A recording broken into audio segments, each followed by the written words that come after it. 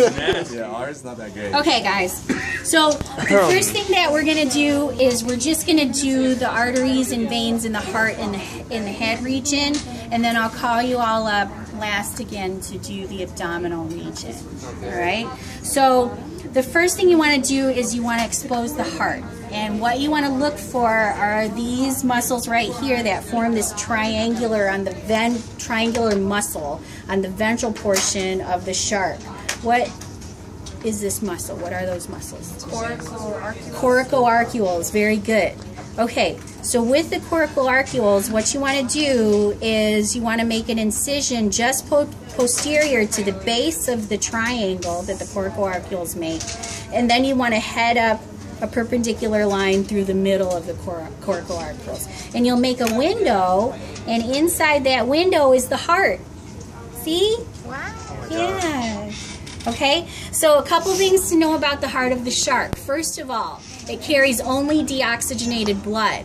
All the gas exchange happens in the gills, right? Right. Okay, the heart of the shark has two chambers, one atrium and one ventricle. If I'm looking at the shark, the lighter color bulbous part of the heart is the ventricle. And it looks like the darker chambers that are behind it, they look like two different chambers. It's just really one chamber. That's the atrium. Okay, if I peel up the ventricle of the heart, I can see that it's pulling on a white tissue that looks like a mesentery. Okay, so if you lift the ventricle up, that pulls on this whitish area. That area is actually a big vein called the sinus venosus. A sinus is a big confluence of veins. It's a huge vein. So what happens with the shark is that all the blood from the lower part of the shark drains into the sinus venosus, goes into the atrium, then to the ventricle, and is pumped out of the heart through this big white vessel right here. And that's the conus arteriosus. And from the conus arteriosus, blood is directed to the gills. Okay? So blood flows from the bottom or posterior portion of the shark up to the sinus venosus, into the atrium, into the ventricles, and up through the conus arteriosus. Okay? And then into the gills. Now, you can't see it on mine, but on the lateral edges of the conus arteriosus are two vessels. I'll make your incision. Do you guys want to make your incision? No, you got it. No. Oh, come on. Never fear. What if I mess it up? No, we mess it up before you will. We don't think it's, in our favor. So let us do it. plus, we know You can about give the me a bad review on the... No, it's not that. It's just, we have this feeling that the nasty stench will come on our... Oh, yeah. We can expect stench. It's like about to...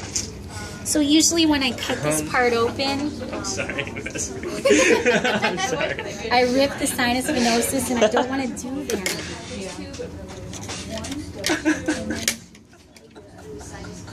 No, I'm just expecting it. I'm a mouth breather, and you guys have heard me. Whoever was up here last time had my mouth open, and I got a piece. Oh. That's like sushi. Not Yeah, that. No, Not that. no, Okay? that's not Sorry. It's like the Finnish dish where they bury the shark. Oh, yeah, that's in Iceland, right? They make it all moldy and disgusting. What? Yeah, you guys, I can't even remember what it's called. It's got a weird name. It's got an Icelandic name. You should ask Dr. Siggy. Yeah, he'll know what that's called. He probably eats it for breakfast. He probably does. Why would you do that? I would not put that back. Delicacy from Because it's, yeah, What's it's the delicacy. nutrient? Like, There isn't one. I don't know. no. Delicacy, man. It's like, oh, look at what I Delicacy doesn't did. have nutritional value. Not it's a delicacy. You're gonna die after eating it. That's like people who eat the live octopus, and like it's a rite of passage, and something that would crawl back up my esophagus esophagus just doesn't sound inviting. Something with That's why you tentacles. chew. Is it like a baby up? It's not like a man. And like, so I have some Filipino relatives and they eat the little birds, you know, the partially formed birds. It's so bullet is it? What about those fetuses in the eggs? Yes. Yeah. I mean, what if you crunch down on beak? Doesn't that bother you? It's soft. The whole, like, it's soft. The whole thing is soft. It's soft. Add a little Is it salt, like good it's to go. bacon? No, Oh, it's I like can't. eating it. Feathers. Barf up a thing of feathers too. If you eat chicken, I think it's the same. Yeah. Okay, so guys, what you want to do is you'll want to cut up here through your... Guys, yours isn't injected either. Darn it. Calf stomachs and curdled milk with them. And we eat that. Okay, but so there's one vessel you can see that's on the side of this conus arteriosus. Can you see that little pink thing that runs along the side here? Sorry, Felipe. How about that? Okay, Yes. it's there. It's there. I promise. Sure. Okay, it's right here. See that? Oh yeah. Hey, there you go. Now you can see it. There's one on each side here. Okay, those are your coronary arteries. Coronary arteries. Coronary arteries. Okay. All right. So I forgot to tell them. Okay, we're done. Okay. So from the heart, blood is pumped through the conus arteriosus into the gills, and it's pumped into the gills via a group of arteries called the efferent brachial arteries. Okay, so each of the efferent brachial arteries will bring blood to each of the gill chambers, and in the gill chambers, you know, there are all these gill capillaries on the gill filaments. Okay, that's where your gas exchange takes place. So in order to find those arteries, what you want to do is start picking away at the skin of the palate. Okay? Yeah. Looks like every time she comes out. Every single time. Yeah, I don't vomit because I can't handle that. It's like my yeah, that and spiders. What? Spiders. They don't make me vomit.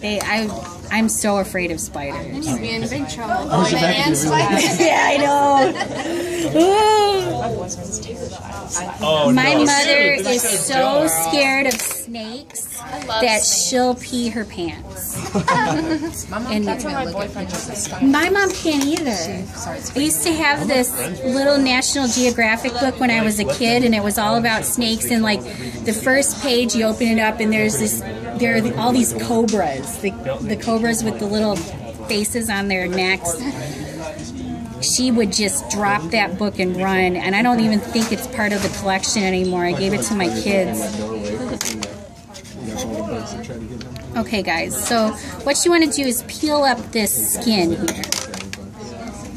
And you're going to reveal all the arteries that you need to know. These really pretty arteries that are making tributaries into the gills, those are called your efferent brachial arteries. Efferent brachial artery, brachial basket. Okay, so what you want to do is pick one of these arteries and follow it into the gill chamber. So what you have to do for that, God, this thing smells terrible, is you'll feel for the base of these gill arches, there's like a round type of protuberance. And what you'll want to do is cut through that. Okay, and it is cartilaginous, so you're going to have to do a little work.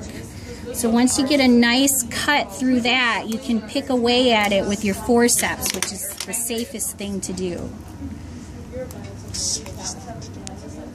Yeah, there's stuff flying everywhere, so just be there. Okay. I get better at this every time, so the people who I do last get the best examples. Oh shoot. Okay, guys. So there it is. Look how beautiful that is. Oh, cool. Good job. All right. Good smell. Thank you. All right. So here's your efferent brachial artery, and it's coming, remember, from the heart, from the conus, and it's being pumped up to each of these gill chambers. Once this efferent brachial artery reaches the gill chambers, blood is pumped into the gill capillaries via these big branches right here. So see, I'm going to peel this back, and you can see those little tributaries coming off. You see that? There's one right here. There's one right here. See that? Oh, yeah. Okay. All right. So those tributaries are called cross trunks, and that's what feeds the gill. Blood. Deoxygenated blood. Filament. No. Capillaries. Thank you. Thank you. All right. So you need to find those arteries in the head region. And what you want to do next is look for a set of smaller arteries that run right along the edge of the 4th and 5th gill slits. Okay? And I can see one right here. See this little artery right there? Okay, you can peel up the connective tissue around it, but I just broke it, so don't do that. Okay? Sorry. Look at this one right here. This is a nice big one right here. Okay? Those arteries are called the Fringo esophageal arteries. Okay? Feeding the pharynx and the esophagus. All right? If you go up more anterior, the first thing that you want to do is find the center of the roof of the mouth. Okay? See right here? Lateral to the center of the roof of the mouth are a pair of arteries. Okay? Those are your dorsal aortas. Now the dorsal aortas are bringing oxygenated blood from the gills up to the head region. There's a single dorsal aorta running down the abdominal cavity, and that's bringing blood to all of the digestive and reproductive organs. Is that the blue one? Pink for artery, blue for vein. Okay?